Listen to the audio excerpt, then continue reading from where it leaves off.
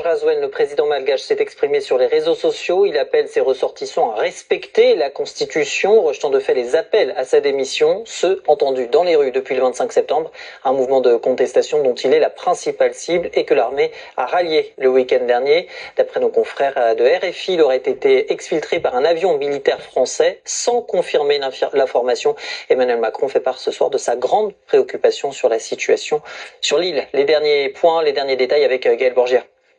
On ne l'avait pas entendu depuis cette fameuse journée de manifestation de samedi, lorsque le contingent du CAPSAT, ce contingent militaire, a décidé de ne plus obéir aux ordres. Donc il n'a pas parlé depuis samedi.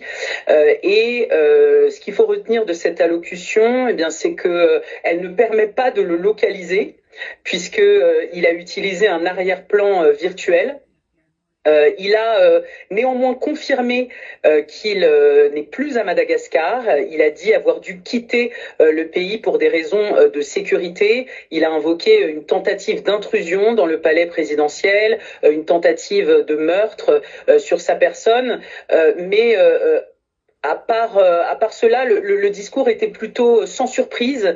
Il a continué à prouver qu'il essaie de trouver des solutions pour le pays. Il a encore parlé des initiatives qu'il est en train de prendre pour trouver des solutions aux problèmes de coupure de courant.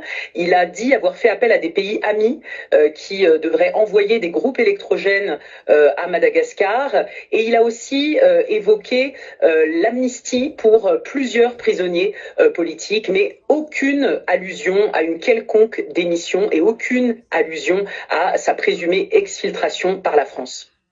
Il le sait, il est sur la corde raide. Sébastien Lecornu, renommé